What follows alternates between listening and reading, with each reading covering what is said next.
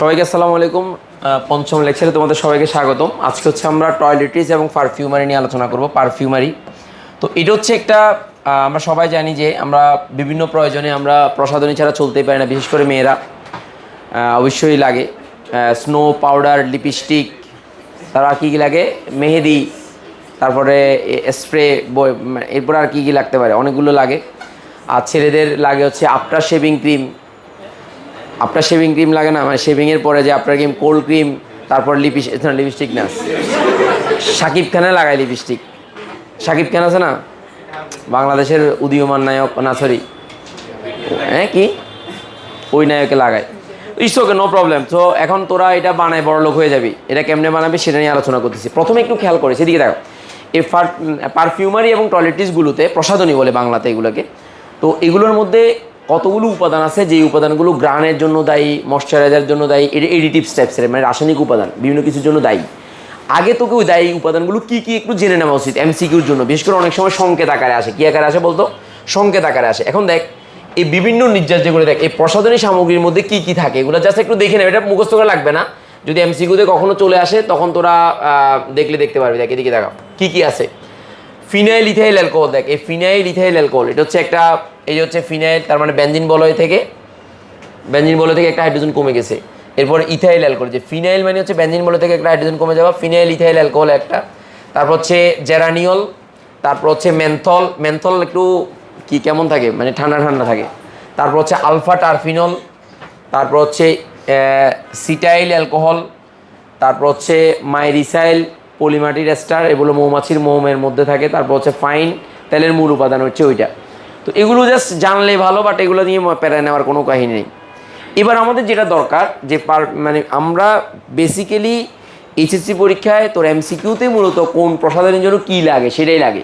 তো ওই কারণে আমি এমনভাবে পড়াবো তো জিনিসগুলো যাতে এমসিকিউতে তোরা পারস। এমসিকিউর যেতে মানে যেগুলো দাগাইতে বলবো শুধু সেগুলোই দাগাবি, এর বাইরে কোনো কিছু দাগানোর দরকার নাই, তাহলে এবার আয়, প্রথমে হচ্ছে গোলাপ জল। এই যে গোলাপ জলটা সাধারণত মেয়েরা ওই বিরিয়ানিতে দেয়, তারপর হচ্ছে হ্যাঁ বিরিয়ানিতে রান্না, বিয়ে শাদীর অনুষ্ঠানে দেয়। তারপর হচ্ছে মানুষ মারা গেলে গোলাপ জল দেয়, মানুষ ইয়াতে ওই যে জানাজা যেখানে পড়ে সেখানে দেওয়া হয় গোলাপ জলটা। তো গোলাপ জলটা খাওয়ার হিসেবে ব্যবহার করা হয়, আবার ব্যবহার্য জিনিস হিসেবে ব্যবহার করা যা সাধারণত আর কি। তাহলে গোলাপ জলের মেইন যে উপাদানটা সেটা হচ্ছে ফিনাইল ইথাইল অ্যালকোহল, একটা আন্ডারলাইন করে যে ফিনাইল ইথাইল অ্যালকোহল, যেটা পরীক্ষা আসবে। তারপর হচ্ছে আরেকটা হচ্ছে জেরানিয়ল, যে জেরানিয়ল একটু আন্ডারলাইন কর, জেরানিয়ল। ফিনাইল ইথাইল অ্যালকোহল এবং জেরানিয়ল গোলাপ জলের প্রধান উপাদান। ফিনাইল ইথাইল অ্যালকোহল এবং হচ্ছে জেরানিয়ল, এটা গোলাপ জলের প্রধান উপাদান। তারপরে দেখ এই গোলাপ জলটা তুই যদি একটু বইতে দেখোস, মেন বইতে গোলাপ জলটা কেমন আছে একটু দেখতে পারিস। দাঁড়া ওয়েট, ক্রিম লোশনের বৈশিষ্ট্য এগুলো দেখলে পরে পারবি, এগুলো আমি একটা একটা করে আলোচনা, বেনিশিং ক্রিম আছে, কোল্ড ক্রিম আছে, এগুলো পরে আলোচনা করবো। গোলাপ জল নিয়ে কথা বলছিলাম। এই যে এই মূল আলোচনাটা হচ্ছে এখানে, দেখ এইদিকে দেখা, এই গোলাপ জলের মেইনটাই যে ফিনাইল ইথাইল আন্ডারলাইন করা, দেখছিস কিনা বল। এরপর হচ্ছে জেরানিয়ল নামক টারফিন গোলাপ জলের মধ্যে থাকে। এই গোলাপ জলকে অনেক সিস্টেমেটিক্যালি উত্তপ্ত করতে হয়, মানে স্টিম দিয়ে উত্তপ্ত করার পর এগুলোকে আবার পাতন করে আবার এগুলোকে আলাদা করে লিপিক শীতকে রেখে সংগ্রহ করতে হয়, ঠিক আছে কিনা, প্রসেসটা আলাদা। এখানে পরীক্ষায় তোর এটা কীভাবে তৈরি করা হয় সেটা আসবে না, অনলি আসবে কি বলতো, উপাদানটা কি বলতো, উপাদানটা কি। সো এটা উপাদানটাই তোরা শিখবি, এর বাইরে কিছু লাগবে না। তারপরে আয়, এরপরে আসো, এরপর হচ্ছে আমাদের হেয়ার অয়েল। ওই যে ফেসবুক খুললেই মহিলা একটা বোরকাঘাত দিই, আরে সারাদিন অ্যাড অ্যাড অ্যাড অ্যাড, যে তার মাইয়ার চুল এতটুকু, বেড়ার চুল এতটুকু, তার নিজের চুল এতটুকু, হেয়ার কি এটার নাম কি, যে তিশা না কি হেয়ার অয়েল কি যেন, দেখি রে ফেসবুক দেখলে এটা আসে না, মেয়েটা অ্যাভেলেবেল, দেখলে বুঝবে এখন। আচ্ছা, এই হেয়ার অয়েলটা, এটার ভিতরে দেখ এই হেয়ার অয়েলটার মধ্যে কি কি উপাদান থাকে তোরা একটু খেয়াল রাখ। ডাবুর আমলা হেয়ার অয়েল, এটা হচ্ছে নারিকেল তেল, কি বলতো, ডাবুর আমলা হেয়ার অয়েল। তারপর হচ্ছে হার্বাল হেয়ার অয়েলগুলো কি সূর্যমুখী তেল, বাদাম তেল, তিল তেল, এগুলো বহুত আছে। চুলে দেখ, চুলে কোমল দেখ, মানে চুল মাথায় দিলে ঠান্ডা লাগে। আমার নানুরা দেখতাম যে কতগুলো বাজার থেকে তেল কিনে তো মাথায় দিলে ঠান্ডা হয়ে যেত মাথাটা। ওয়াও জোস, তো এটা লেখা উচিত ছিল। আচ্ছা আমাকে বল, নবরত্ন দিলে চুলের মাথা ঠান্ডা হয়ে যায় না? অ্যাকচুয়ালি মাথা ঠান্ডা হয় না, মাথা হয় গরম, কিন্তু তোর কাছে লাগে ঠান্ডা। নবরত্ন তেল তোকে ঠান্ডা করে না, তোকে গরম করে, কিন্তু তোর কাছে লাগে ঠান্ডা। কেন? যেমন কুল সাবান কুল না, কারণ কুল সাবান যখন তুই ব্যবহার কর তোর শরীর হয়ে যাবে গরম, কিন্তু তোর কাছে ফিল হবে ঠান্ডা, জ্বরের মতো। জ্বর হলে তোর শরীর গরম হয়, কিন্তু তোর কাছে লাগে ঠান্ডা। তার মানে এই যে আমরা কুল সাবান ব্যবহার করি, গায়ে যখন দিবি তোর শরীরে তাপমাত্রা বেড়ে যায়। তো শরীরের তাপমাত্রা যখন বাড়ে, বাইরের পরিবেশের তোর কাছে ঠান্ডা মনে হয়, তো তখন তোর কাছে ঠান্ডা লাগে, তখন কুল লাগে। অ্যাকচুয়ালি তুই কুল না, তুই হট। মানে হট হয়ে গেলে তোর কাছে ফিল হবে কি বল, বাইরের বাতাসটা কুল মনে হবে, এই কারণে কুল সাবান বলে। তাহলে এই কারণে আজকে একটা অ্যাড লিখবি, আজকে জানলাম কুল সাবান কুল না, কুল সাবান করে হট, লাগে কুল। মানে তোর কাছে লাগবে কুল, কিন্তু অ্যাকচুয়ালি তোকে করে হট, মানে তোকে গরম করে ফেলবে। তো তদ্রূপভাবে যে এই কোমলদায়ক হিসেবে এখানে ডাবুর আমলা, পেট্রোলিয়াম অয়েল আছে, ক্যানোলা অয়েল আছে, এগুলো আন্ডারলাইন কর। ইমালসিফায়ার হিসেবে লাগে ওই ওলিক অ্যাসিড, একটু আন্ডারলাইন করে, যে ওলিক অ্যাসিড ইমালসিফায়ার হিসেবে। আর অ্যান্টিঅক্সিডেন্ট যে tertiary butyl hydroquinone, tertiary butyl hydroquinone. আর মেয়েরা সুগন্ধেও অনেকগুলো নাম জানো, রোজমেরি, মিন্ট অয়েল, ম্যান্থল, এগুলো তো তোরা জানোস, এগুলো নিয়ে আর কি বলতাম। ওই শুধু ওলিক অ্যাসিডটা আর টেট, এই দুইটাতেই মূলত হচ্ছে এস্টার চিহ্ন দেয়, ওলিক অ্যাসিড আর হচ্ছে tertiary butyl hydroquinone, tertiary butyl hydroquinone, এটা লাগে। আচ্ছা এবার হচ্ছে ট্যালকম পাউডার, মিল্লাত গামাসি পাউডার, একটা অ্যাড দেখছিস না, মিল্লাত গামাসি পাউডার অ্যাড দেখো বাপ, তখন ছোটোবেলায় রেডিওতে যে শুনতাম, রেডিওতে কতগুলো 15 মিনিটের বিজ্ঞাপন বিরতি দিয়ে 3টা গান দিত, তো তার ভিতরে গানের 3টার মধ্যে মনে হয় 4টা-5টা মালে মিল্লাত গামাসি পাউডারে অ্যাড থাকে। গরমের দিন না এখন রেডিও খুললে দেখবি যে মিল্লাত গামাসি পাউডারে অ্যাড আছে। রেডিও নাই? ও আচ্ছা, FM আছে, তো FM দিয়ে শুনিস। আচ্ছা এবার আমি তোরে বলি, কাহিনী বলি, সিম্পল, একটু সিম্পলি চিন্তা কর। দে মিল্লাত গামাসি পাউডারে যে তোর শরীরের ভিতরে ঘামাচি উঠে না, এই ঘামাচিগুলোকে দূর করে এবং তোকে আরাম করে এবং তোর চামড়াটাকে পিচ্ছিল করে ফেলে। তো গামাসি পাউডার দিয়ে যদি ঘুমাস, সকালবেলা দেখবে শরীরটা বিরবিজ্জ হয়ে গেছে, তেল হয়ে গেছে শরীরটা, ঠিক আছে? দেখিস তো ট্যালকম পাউডারের প্রধান উপাদান হচ্ছে ট্যাল্ক। একদম প্রথম কাজে আন্ডারলাইন কর ট্যাল্ক, বেশি আন্ডারলাইন কর, এবং এটা সংকেতটা বক্স কর, সংকেতটা বক্স কর। কেন বক্স করতে বলতেছি, এটার মূল উপাদান এটা। এখন দেখ পরীক্ষাতে, এই স্যার একটু এদিকে দেখা, পরীক্ষাতে এটা মনে রাখা সহজ, ম্যাগনেসিয়াম অক্সাইড, সিলিকন ডাইঅক্সাইড এবং পানি, 3-4-1, 3-4 কত বল 1। এখন তুই একটু চিন্তা কর, একটু আইডিয়া খাটা, সেটা হচ্ছে এই সংখ্যাটা যদি তোর মনে থাকে, দেখ এখানে ম্যাগনেসিয়াম কয়টা, দেখ এই ম্যাগনেসিয়াম 3টা, সিলিকন কয়টা 4টা, যে সিলিকন 4টা, অক্সিজেন কয়টা 4 দুগুণে 8, 8 আর 3 11, 11 আর 1 কত বল 12, তাহলে এখানে 10 আর এখানে 2, 12 হয়েছে কিনা দেখতো। আর হাইড্রোজেন কয়টা 2টা, যে তার মানে এটার মানে এটাকে যদি তুই মানে ব্যাখ্যা করস তাহলে এই জিনিসটা আসবে। তার মানে তোর মনে রাখা কি এটা সুবিধা না এটা সুবিধা, এটা সুবিধা। তাহলে বল 3 অণু কি ম্যাগনেসিয়াম অক্সাইড, 4 অণু কি বল সিলিকন ডাইঅক্সাইড, আর 1 অণু পানি, এটা মনে রাখবি। ট্যালকম পাউডারের উপাদান যে ট্যাল্ক, মনে রাখবা এটা, আর বাকিগুলো তুমি ব্যালেন্স করে নিবা।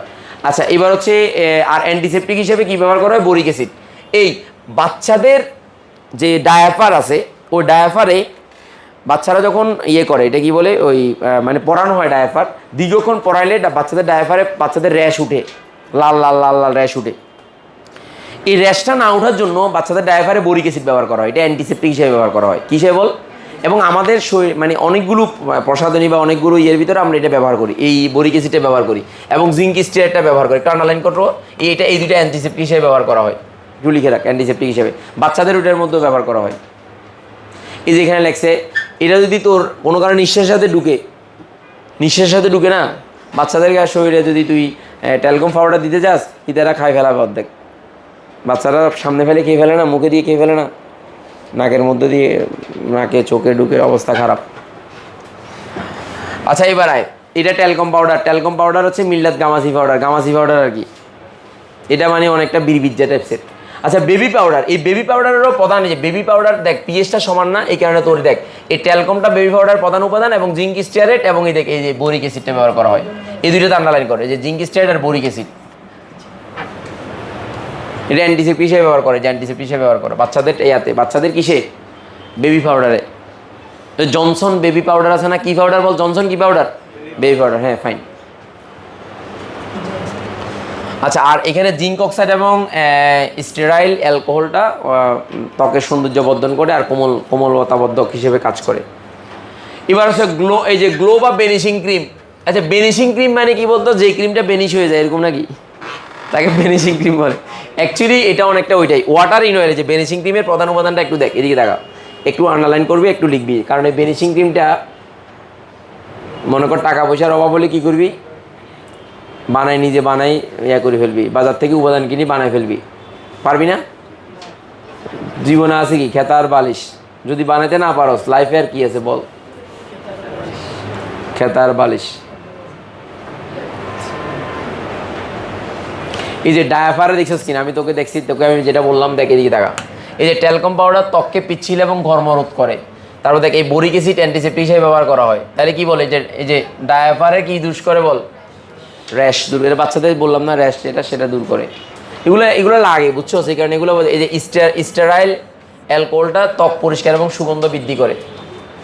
আচ্ছা এবার আমি কি নিয়ে কথা বলছিলাম? বেনিশিং। এই যে বেনিশিং ক্রিমের রাসায়নিকভাবে এইটা একটু লিখে রাখ, পাশে দিয়ে লিখে রাখ।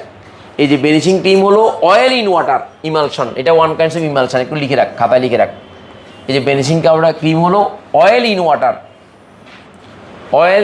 Emulsion, oil in water emulsion, oil in water emulsion লিখে রাখ একটু, এটা অয়েল ইন ওয়াটার ইমালশন বেনিশিং পাউডারটা, অয়েল ইন ওয়াটার ইমালশন।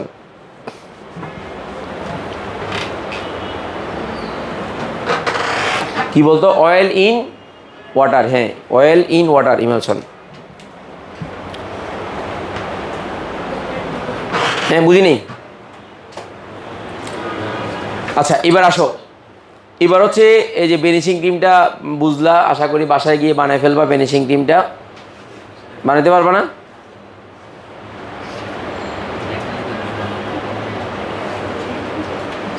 এটা বেনিশিং ক্রিম কীভাবে প্রস্তুত করা হয় সেটা দরকার নাই, কিন্তু জাস্ট ওই উপাদানটা একটু রাখবা। আচ্ছা এবার হচ্ছে আমরা কোল্ড ক্রিম বানাবো। কি বানাবো বলো? Cold cream. দেখ কোল্ড ক্রিম কী করবি, দেখ কোল্ড ক্রিমটাও তাও কি বলতো, এই যে কোল্ড ক্রিমটা কি বল, তাও কি এই যে ওয়াটার ইন অয়েল, এটাও ইমালশন এক ধরনের, এটাও ইমালশন এক ধরনের, লিখে রাখ। গ্রিক আবিষ্কারক গ্যারেজ গ্রিচ পানি মিশিয়ে সর্বপ্রথম কোল্ড ক্রিম তৈরি করেন। তাহলে কোল্ড ক্রিমের প্রধান উপাদান হচ্ছে তেল, মোম এবং বোরাক্স, এটা আন্ডারলাইন কর। আর গ্লিসারিনটা কি কাজ করে? প্রলেপকারী বা ইমোলিয়েন্ট হিসেবে কাজ করে। আর প্রোফাইল প্যারাফিন হচ্ছে প্রিজারভেটিভ হিসেবে কাজ করে, একটু আন্ডারলাইন করো। মানে আমি চাচ্ছিলাম যে পুরো জিনিসটা বোরিং না লেগে মূল জিনিসটা যাতে তোর মাথায় ঢুকে। অনেক সময় এমসিকিউতে পড়তে গেলে পুরো বইটা পড়লে মেজাজ গরম লাগে না, বাট আমার এই জিনিসগুলো পড়লে পুরো জিনিসটা কনসাইজ, মূল কথাটা এখানে আসছে, আর কোনো তোর কাছে সমস্যা মনে হবে না। এবার আয় লিপস্টিক, ঠোঁটের লাঠি। এই যে লিপস্টিক বানাবি, কেমনে বানাবি লিপস্টিক? লিপস্টিকের প্রধান উপাদান কি বল? চর্বি এবং ওয়াক্স, মানে মোম এবং চর্বি। এই যে বি ওয়াক্স আছে, ক্যান্ডেলিলা ওয়াক্স আছে, ক্যান্ডেলিলা স্যান্ডেল কি যেন একটা সোপ আছে না, ক্যান্ডেলিনা কি স্যান্ডেলিনা ক্যান্ডেল সোপ নাকি? আচ্ছা যাই হোক একটা হবে। আচ্ছা সাবানের একটা অ্যাড দিত, স্যান্ডেলিনা না ক্যান্ডেলিনা আল্লাহ ভালো জানে। এই যে পিগমেন্ট, এই যে এগুলো হচ্ছে তোর এই যে পিগমেন্ট হিসেবে কী ব্যবহার করা হয়? সুগন্ধি ব্যবহার করা হয়। দ্যাটস ইট, আর কোনো কিছু দরকার নাই। গ্লিসারিনটা সবসময় ময়শ্চারাইজার মানে বুঝোস? ময়শ্চারাইজার মানে কি? যেটা পানিকে ধরে রাখে। মানে তোর ঠোঁটটা মনে কর ময়শ্চারাইজার দিলে ঠোঁটের মধ্যে কী দিস তোরা? বেস্তিন দিস না? তো বেস্তিনটা ঠোঁটকে দীর্ঘক্ষণ ধরে ভিজা রাখে। তো ভিজা রাখলে কি মানে এই আবরণ তৈরি করে, এখান থেকে পানিটা বের হতে দে না। তো পানি যদি বের হতে না দেয় তোর ঠোঁটটা দীর্ঘক্ষণ ভিজা থাকবে, আর ভিজা থাকলে তোর ঠোঁটটা ফাটবে না। এই ঠোঁটটা তোর ফাটবে না। কিন্তু শীতের দিনে ঠোঁট ফেটে যায় কেন বল? কারণ শীতের দিনে বাতাসে আর্দ্রতা কম থাকে। তো বাতাসে আর্দ্রতা কম থাকলে তোর ঠোঁটের পানি সবগুলো করে নেবে। মানে এত মেজাজ গরম থাকে তোর, বিশেষ করে যে দুবাইতে ওখানে প্রচুর পরিমাণে মুখ টুক শুকায় যায়। ওই কারণে গরমের দিনেও ওখানে দুবাইতে তোর কি প্রচুর পরিমাণে, এবং আমেরিকাতে গেছি ওখানেও ঠোঁট ফাটি সদর বদর। অস্ট্রেলিয়াতে সেখানেও সেম অবস্থা, কারণ বাতাসে আর্দ্রতা কম থাকলে তোর ঠোঁটের অবস্থা 12টা বাজবে। বাংলাদেশ তো বহুত বালা আমি মনে করি। আচ্ছা এবার আয় আফটার শেপ, ছেলেদের আফটার শেপ মানে শেপ করার পরে অনেক সময় তোর মুখে কি থাকতে পারে? জীবাণু থাকতে পারে। ওইটা জীবাণুটা না থাকা মানে দূর করার জন্য অ্যান্টিসেপ্টিক হিসেবে ডিনেচার্ড অ্যালকোহল ব্যবহার করে। ওই যে আফটার শেপে ডিনেচার্ড অ্যালকোহল। আর ময়শ্চারাইজার সবসময় বলেছি, ময়শ্চারাইজার মানে গ্লিসারিনটা বেশি ব্যবহার করা হয়, অ্যালোভেরাও ব্যবহার করা হয়। আর সুগন্ধ বস্তু তো অনেকগুলো আছে, কমলা লেবুর খোসা, দারুচিনি, তেল, লবঙ্গ। তোর কাছে যা ভালো লাগে তাই ব্যবহার করবি। একজনে বলতেছে যে কি যেন বিমবার আছে না, তো বলে যে কত লেবুর শক্তি কি 100 লেবু। তো একজনে বলতেছে যে লেবু না কিনে বিম কিনলেই তো হয়। বিম দিয়ে কি বল খাবে, তরকারি ভাত খাবে।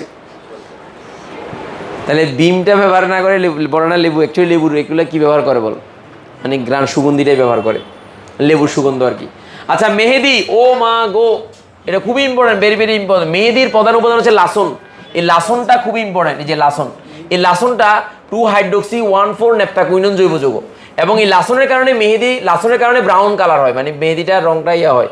তোর মেহেদির কালার কেমন যা হয় আর কি, মেহেদি কালার, এটা খুবই ইম্পর্টেন্ট, লাসনটা ইম্পর্টেন্ট। মেহেদির প্রধান উপাদান, এই মেহেদির অপর নাম হেনা, ইংলিশ হেনা। চাচা হেনা কোথায়? হেনার তো বিয়ে হয়ে গেছে। হেনা মেহেদি রাখা হয়েছে, প্রসাধনীর নাম হেনা মেহেদি রাখা হয়েছে। আসলে এটার নাম হেনা, মেহেদি গাছের নাম হেনা না, মেহেদি গাছ হেনা কি বলে, হেনা। হ্যাঁ, মেহেদি তো অনেকে খায়, খায় না? তো প্রতিষেধক না ওষুধ, ওষুধি গুণাগুণ আছে মনে হয়, ওষুধি গুণাগুণ থাকতে পারে, থাকতে পারে। আচ্ছা তাহলে তোরা মেহেদি খাই ফেলিস, না সরি লাগাই ফেলিস, নীল ইন্ডিগো মিশেলে বাদামি ব্রাউন, মানে চাইলে কালারটাকে চেঞ্জ করা যায়, দ্যাটস ইট, আর কোনো ঝামেলা নাই। তো সো এবার এমসিকিউতে আয়। এ বল, হেয়ার অয়েলের ইমালসিফায়ার হিসেবে কি কাজ করে বল, কি অ্যাসিড বল, দেখ না দেখি বল, হেয়ার বল কি হিসেবে কাজ করে, অলিক অ্যাসিড। এই যে কোথায় পড়ছো যে মাত্র।